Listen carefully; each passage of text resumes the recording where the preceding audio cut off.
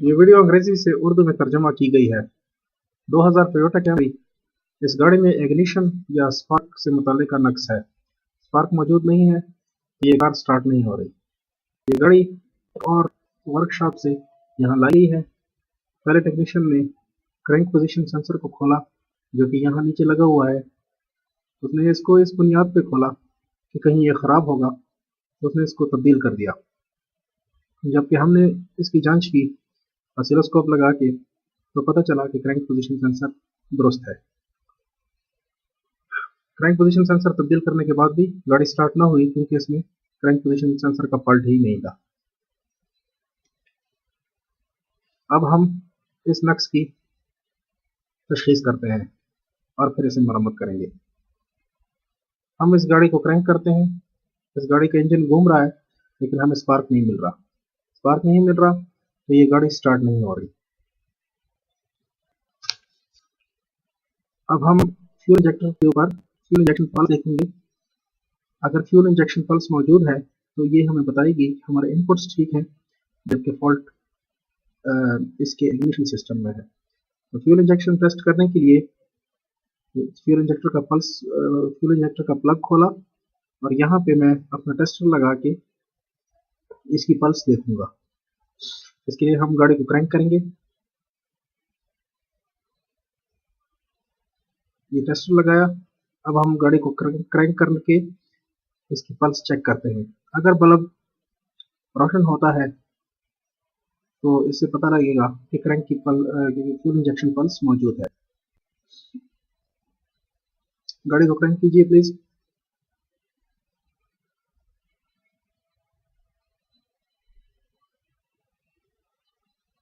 Crank करके पता चल रहा है कि बल्ब रोशन हो रहा था। इससे साबित हुआ कि फ्यूल इंजेक्शन पल्स मौजूद है और हमारे इनपुट्स ठीक हैं। और इस गाड़ी के स्पार्क सर्किट में प्रॉब्लम है या इग्निशन सर्किट में फॉल्ट है, जिसको हम मज़ीद ट्रबल शूट करेंगे और इसके बाद इसको रिपेयर करेंगे। तो स्पार्क के लिए यहाँ ये दो स्पार्क कॉइल्स मौजूद हैं, जिनके साथ स्पार्क मॉड्यूल्स लगे हुए हैं, और ये दो प्लग्स मौजूद हैं जिनको हम खोलेंगे। ये दो प्लग्स इनको सप्लाई करते हैं। पहला प्लग निकाला, दूसरा प्लग निकाला। इस प्लग की 4 तारें हैं। हमने थोड़ा इंटरनेट पे इसको ढूंढने की कोशिश की, तो पता लगा कि इसकी 4 तारें बाईं तरफ से पहला ग्राउंड, दूसरा ग्राउंड जो कि अर्थ है, दूसरी तार IG जो कि एडिशन पल्स कहलाती है, और तीसरी तार IF जो कि फीडबैक है इग्निशन सिस्टम की, ये वापसी का सिग्नल देती है। और जबकि चौथी तार इसकी B+ या 12 वोल्ट प्लस है, इसकी पावर की तार है। तो IG का काम इसको क्रैंक करना होता है, सॉरी इग्निशन पल्स देना होता है। अब हम ये इस गाड़ी का सर्विस मैनुअल है और ये उसका इलेक्ट्रिकल सेक्शन है। ये ECU है। ECU का GF ग्राउंड और IGT इस इग्निशन मॉड्यूल में जा रहा है, जबकि यहाँ पे हमारी इग्निशन कॉइल 1 दिखाई गई है, जिसकी आउटपुट डिस्ट्रीब्यूटर को जा रही है, जबकि असल कार के ऊपर डिस्ट्रीब्यूटर मौजूद नहीं है, बल्कि 2 कॉइल्स हैं जिनको कंप्यूटर डायरेक्टली सप्लाई कर रहा है। इसलिए ये सर्विस मैनुअल इस हवाले से थोड़ी सी इस गाड़ी से मुख्तलिफ है। तो अब हम अपनी जांच करते हैं। पॉजिटिव 12 वोल्ट और ग्राउंड के ऊपर अपना टेस्ट लैंप लगा के सेटिंग करते हैं, देखते हैं जो रोशन होता है इसको रोशन होना चाहिए, क्योंकि इग्निशन कॉयल तब फंक्शन करेगा कि जब इसको पॉजिटिव और नेगेटिव मिलेगा, और इसके अलावा कंप्यूटर इसको IG पल्स भी देगा, तब ये फंक्शन कर सकेगा।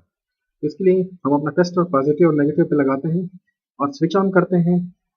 चेक करते हैं कि ये बल्ब रोशन होना चाहिए, जो कि रोशन नहीं हो रहा। इसका मतलब है कि या पावर नहीं है या ग्राउंड नहीं है। अब हम बैटरी के नेगेटिव पे लगाते हैं तो पता चलता है कि पावर मौजूद है।